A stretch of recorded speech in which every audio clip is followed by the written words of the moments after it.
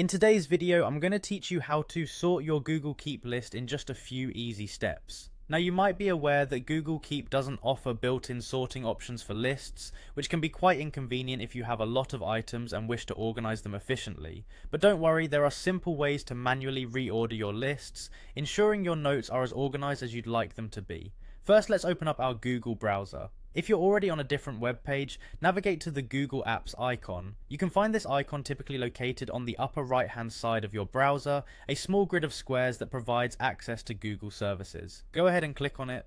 From the options that appear, click on Keep. This will take you directly to your Google Keep page.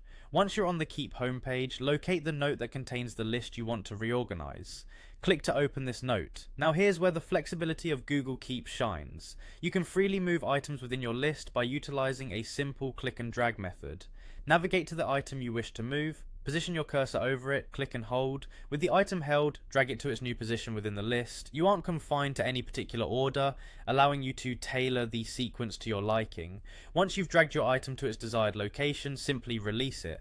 The item will now rest in its new position within your list.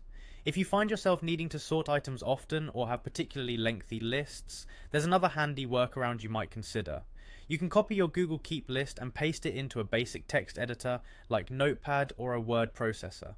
In this new space, you can take advantage of the sorting features provided by that application to arrange your list as needed.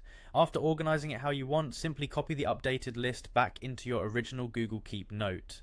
This approach offers greater flexibility, especially if you're working with lists that require frequent updates or rearrangements. So, whether you opt to manually reorder your list directly within Google Keep or leverage the additional functionality of a text editor, both methods ensure you maintain control over how your notes and lists are organized, leaving you with a neatly sorted Google Keep space.